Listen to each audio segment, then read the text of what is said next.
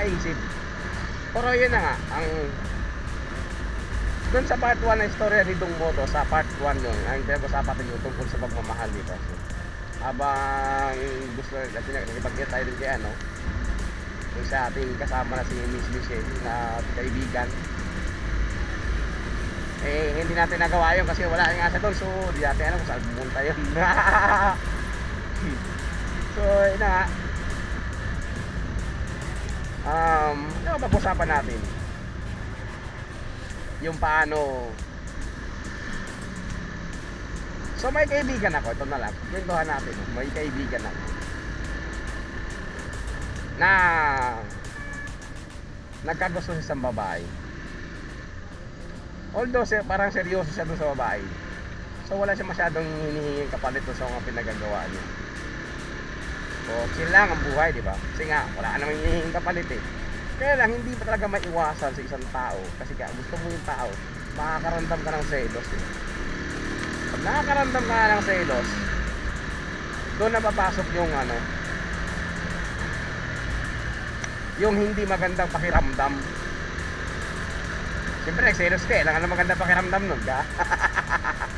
So, yun nga, selos, hindi nakakaramdam ka ng selos.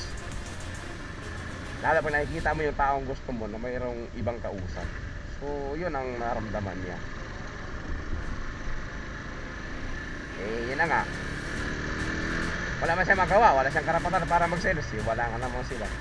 So ang gagawin mo na lang, dapat umiiwas na lang no, pag mga ganun pakiramdam na. Iwasan mo na lang yung tao, sino man yung nagustuhan mo, kasi wala eh, wala ka naman pag-asa dun, kasi nga ano eh, hindi kanya gusto. So iwasan mo na lang, lumayo ka. Kung kasama mo man sa trabaho, di hanggat maaari na iwasan mo pag nakakaramdam ka ng ganun. Kasi ikaw ang lugi pag nakakaramdam ka na ganun. Kasi katulad ng kaibigan ko, lugi siya, masikip sa dibdib yung makaramdam ka ng selos. Hirap yun, diba?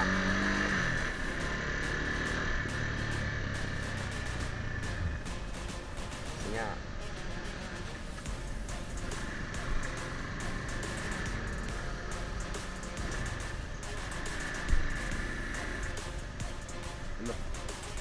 what the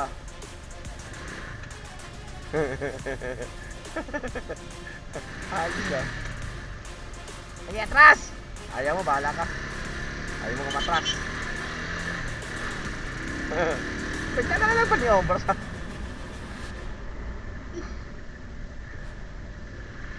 What the... Hindi na kayo, bisa naman ni Obra, hindi nakahihinto. Paano kayo makasunod? Buti na lang, pogi tayo. Pogi. So, yan na. Balik sa usapan natin. No? Mahirap yung ganun pakiramdam na magselos ka nang walang kayo. Kasi, hindi mo pwede sabihin sa babae, nagselos ka eh. Although alam ng class mo siya, mukhang asar sila eh. Lalo ka nilang asarin, lalo ka pag-silosin. Kaya gagawin mo, umiwas ka na lang. Ha? Kawawa ka naman. Pag nakaramdam mo yung ganun, tulad ng kaibigan ko. Walang kalaban-laban eh. Paktay eh. So, good luck na lang sa mga nagmamahal dyan ang ano ha? Na hindi kayo mahal. Kasabi lang kita na patay kaya diha dong. So yun. So, yan ang payong kaibigan ha. Na minsan, alam mo nyo kasi minsan na tayo mga lalaki no, BI hero tayo. Dahil sa gusto natin magiging hero, gusto natin na mapalapit sa loob natin yung tao, yung babae na gusto natin, pakabait ka, di ba? Pero sila kasi hindi sila talagang ganun hilig kang mabait. Sila ay hilig kang mapang-asar, lalo pag may gusto sa kanila yung tao at ikaw hindi kanila gusto. Lalo kanilang aanuhin, aapihin. Papakita nila yung asal nila, kaya ikaw na hindi kanya gusto, nakaw, kawawa ka. Kasi gagamitin niya yun. Yung naramdaman mo sa kanya, gagamitin niya yun. Ano niya yun, tawag niyan, yung sandata o sasaktan ka niya kasi nga gusto mo siya eh. Ganun sila kalupit. Hindi man sinasadya yun kasi totoo lang. Hindi natin sinasadya magkagusto sa mga babae na hindi tayo gusto. Kung pwede lang ibalik sa iba yung tingin eh. Madali lang sana, di ba? Kaya lang, tulad nga ng kaibigan ko, nagkagusto siya doon. So, hindi siya gusto. Tanga siya. Hindi tanga magmahal. Tandaan yan, hindi tanga ang magmahal. Mas tanga yung minahal na hindi pinalagahan yung pagmamahal mo. Tanga yun, mga yun. O, ganda-ganda ng... Diba, i-accept lang naman eh. Simple lang, oh. Mahal ka ng tao, ingatan ka nila. I-accept nila. Diba? Tapos, diretso. Oh, hanggang dito lang nararamdaman ko sa'yo. Paano ba yan? Okay lang ba sa'yo? Diba? Pero huwag ka mag-alala. Hindi kita pagsilusin. Huwag ka mag-alala at wala rin na ako iba. O mayroon man akong mayroon akong jowa na. So, wala, hindi tayo pwede. Ganun, diba? Yung diretsuhan lang, hindi yung manghuhula ka sa mga sasabihin o ano mga abangan mo sa kanya. Kasi nga, may gusto ka sa kanya eh. So naghihintay ka ng pagkakataon na kailan kanya gugustuhin. Pero ang mangyayari kasi hindi talaga nagkakaganon. Diba? Kaya kung nagkagusto ka doon, putya, good luck sa'yo my friend. Hindi ka mahal ng mahal mo, puging ina mo. Sorry for that term. Pero yun talaga yun eh. Yan ang masaklap na kagtuhanan. Na hindi talaga ari yung mga bagay-bagay. Mayroong mga pagkakataon na yung mga gusto natin hindi talaga ating kayang kunin o hindi natin hindi mapasa atin. Lahat ng mga pangarap natin minsan talaga hindi yan natutupad. Pangarap nga eh. Kung porsikito ka man, pero kung sa bagay siguro matutupad mo, maaga man diskarte, pero sa tao kasi hindi eh. Iba yun eh. Ikaw kaya mo ipaglaban siya. Kilalaban ko ba, hindi ka nga niya gusto. O di, sino kawawa dun? So ikaw, di ba? Kaya kung ako pa sa'yo, kung nakakaramdam ka ng gano'n, tapos alam mo naman na wala ka talagang pag-asa, umayos ka na, layuan mo na. Wag mo nang anuhin pa. Wag mo nang iasa na may pag-asa pa kasi wala talagang asahan kasi wala kang pag-asa sa mga taong paasa. Puro asa, di ba? Nagis mo yun? Yung punto ko doon. Paasahin lang kayo doon. Gagamitin lang yung nararamdaman nyo para doon. Kaya kung nakakaramdam na kayo ng ganun at alam nyo naman talaga simulat sa pulpa, umiwas na. Kaya lang mayroong pagkakataon, lalo pagkatabi nyo at kasama nyo sa trabaho, mayroong pagkakataon na anuhin ka eh, tutoksuhin ka. Nasa iniisip mo naman, basta akala mo, magbago rin yung damdamin niya. Kasi nga parang, uy, close na. Uy, ano na. Hindi rin siya magsasabi na, ano lang, nilaro ka lang. Yun. Kaya nakaw, pag nagkataon na ganon, good luck sa'yo, my friend. Kasi hindi talaga ano eh. Hindi na magbabago yun eh. Lalaroin yung damdamin mo. At sa bandang huli, ikaw yung kawawa. Kaya kung ikaw na nakikinig at nanonood sa video ko, habang may pagkakataon ka pa na alam mo naman na hindi talaga maging kayo at naramdaman mo naman talaga na wala talagang kayo, hindi ka niya gusto, kahit kaano pa yan kamahal, huwag mo nang ituloy. Hindi totoo yung okay lang, mahal kita eh. Hindi totoo yan.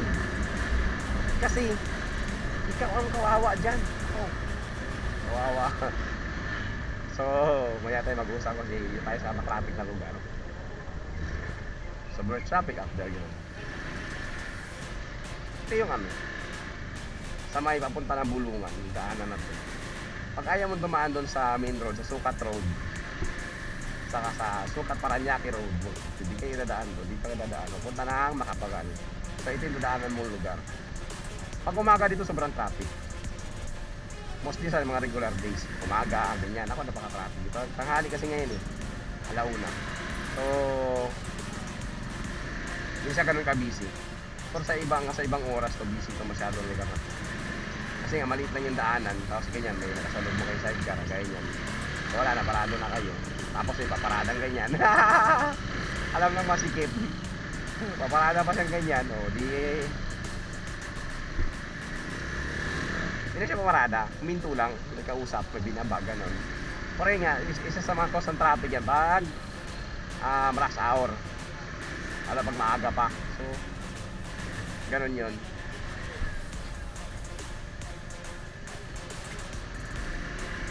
Ito yung mga ano, yan.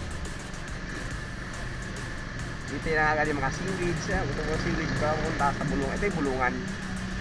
So alam niya na yung bulungan, no? Dito, hindi siya bulungan talaga literally. Kasi maingay tulog kasi may ito eh. Alam mo madaling araw. Ang binubulong dito, yung presyo. Kunyari, nagka-canvas ka, magkano ba isang banyera? Ganyan. Bubulong mo yun doon sa may-ari. O doon sa sino mang naandun. Ano ba isang banyera ng ano? Galunggong. Ganyan. Yan yung ibubulong, kaya tinatawag sa bulungan. So, totoo talaga niya, maingay yan. Dati walang ganyan noon. Pero ngayon bago na siya, okay, diba? So mayroon na siyang bulungan, Paranaque. O ha? O, bulungan sa Paranaque daw. May nagbubulong niya pasigaw. Wow! So, hindi siya mabulong, pasigaw. So yan, diba? Balang araw ito, aging ano na yan, reclaim area na rin yan. Matulad na rin yan sa MOA. So ito, oh yan. Itong lugar na ito, nung araw, ito ay dagat. Dagat yan. Tinambakan na ng mga ano yan, galing sa bundok. Galing Rizal, ang mga lupa dito galing Rizal. So dito dinala yung mga lupa, yung mga bundok-bundok na galing Rizal, mga panambak. O dito dinala. Kaya nagkaroon ng ganito. Isa siyang reclaim area.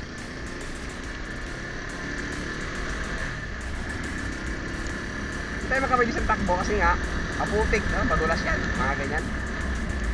Launa na. So kalma lang atin, butawan tayo ng Makati kasi nga yan ang unahin natin yung cheque. Pinakit pa ako maghanap ng bahay, hindi ko nga ma-engineer kung paano ko ito hati-hatiin. Ay nako, my friend. So balik na sa pinag-usapan natin yung Makapagal, no? Pag dito ka sa Bulungan, galing ka ng Sapote, Bacoor, yan, doon ka dadaan sa mga lugar na yon. Tapos, ang labas mo ito, Makapagal. Dito, may speed limit. So, 60 lang tayo.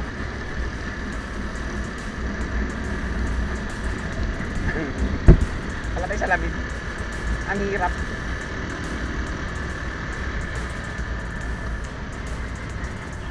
So, yun na nga. Medyo makulimlim. Umulan kayo ng umaga, madaling araw. So, ambon-ambon na lang ngayon. Pero hindi siya ganun kalakas. Kaya makita mo, tuyo yung kalsada. Okay lang, kahit na may biyahe tayo, kaya carry na yan kasi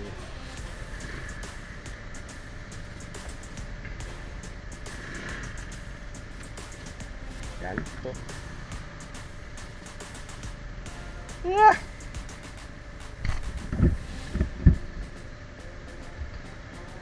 kaya na ba tayo, no? Simula na duty ko kagabi, ano? 9. So natulog ako sa Divisoria ng ano, isang oras mahigit or dalawa, isang oras mahigit, isang oras lang o isang oras na ganon. Hindi natulog ko sa Divisoria hanggang ngayon. Hindi po nakakatulog, so kailangan ko may trabaho kasi nga kailangan natin yun. Mamayang gabi, hapon, kung alam kung makakapunta, makahanap ako ng bahay kasi nga alam nga naman yung pagkasabi nila, dapat kayo na pa sana umagal eh. Walang doon sa original na trabaho ko, walang boy, kulang kami sa boy. So wala, ako the driver, ako na naging boy. Eh, hindi ko rin na-follow up yung lakad ko. Yung dami rin namin kalakal, dami namin gulay. Mahirap kang iwanan, kaya lang, kailangan iwanan kasi nga, lalakarin ko na to eh. Ito yung oras ang pahinga ko dapat, pero ini-extra ko ng trabaho. Which is magaan lang, kasi nga ganito lang, pick up lang, kukuha ng ano naman kukunin. Tapos, mabangko. Yan. Messenger ang datingan, lakarin mo, ganong lakarin lang. Madali lang siya, pamotor-motor lang. Yan ang puyat ako. Kaya medyo mabigat sa pakiramdam. Kamay ko dumot. Ouch! So, ayan, pag usapan natin. Yung puyat na, tungkol sa puyat ko. Eh, yung talagang trabaho ko. Ganito. Sa loob ng isang linggo, halos ko lang ang pahinga kasi ang pahinga ko dapat tulog. Kaya nga hindi ako nakakapag-rides. Kaya sinasamantala ko lang sa mga biyahe ko yung pag-vlog. So, kikintuhan na lang tayo. Kaya matay mabuntang magandang puntahan. Kikintuhan na lang tayo about sa love. Ano lang. Kaya, yung love kasi ngayon sa panahon ito ay parang ewan, di ko naman intindihan. Wala seryoso. Depende sa kung mabuhay ka ba doon sa taong minahal mo, kung babae ka, or di ba, kung independent ka naman, buhay mo yung kahit sino magustuhan mo, ganun. Hindi ko na masabi kung ano ba talaga yung pag-ibig. Kung nga eh, danas ko nga rin yung ganyan. Hindi kami magkaintindihan nga rin ng misis ko eh. Ay mahal, musta ka nga? So, pintuan tayo. Kaya,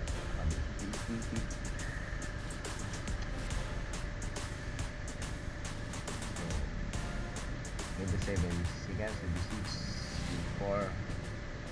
Kaya alam mo, kasi yung isang boss ko dyan nagkatrabaho sa ayan. Marami ko yung construction site dito na pinapasok yung mga boss ko, kasi boss na engineer. Ako yung pinaka-messenger nila. Saan magpunta, ganyan, lugar, kung halibot, mga ganyan. Part tayo ng trabaho, pero extra lang tayo. Hindi tayo yung talaga regular. Extra hero. Balik tayo doon sa atin ang usapan natin, no? Yung magpaka-hero ka doon sa babaeng gusto mo. Yun talaga ang uwi ng lalaki. Kung magpaka-hero ba?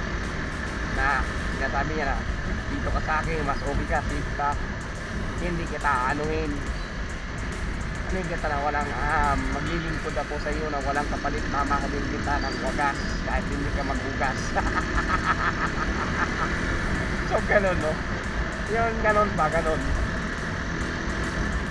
eh, hindi totoo yun kasi pag nakaramdam ka na ng selos, wala na eh, mawala lahat yun eh, kasi maninigurado ka eh. Talaga bang meron kang puwang sa puso niya or wala? Doon na yung papasok yung paglalaruan ka ng damdamin, yung isip mo at saka damdamin mo, maglalaro na yan. Tapos itingnan mo yung kilos ng babae, kung ang naaayon ba doon sa gusto mo, doon ka na masasaktan kasi. Kaya, naku, kung ikaw, nakaramdaman ng mga ganong pangitain, habang maaga pa, umiwas ka na. Ikaw ang kawawa, ikaw ang lugi, ikaw ang kawawa. Kasi nga, lahat yung nadanasin.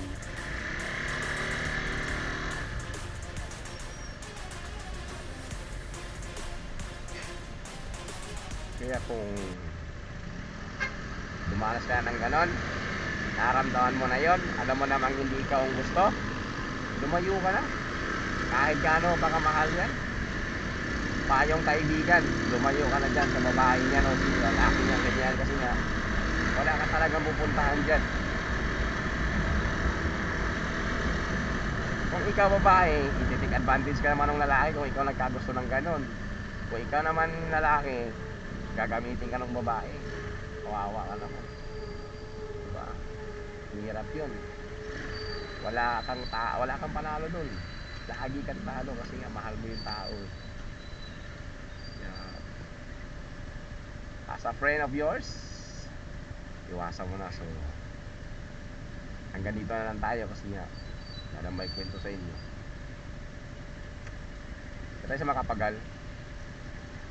Lumagpas na tayo sa Asian City. So punta tayo ng EDSA corner Makapagal. So next time na lang. At bye bye kasi nga bye bye na eh. Gagawin na. Bye bye. Palobat na rin ako. Balong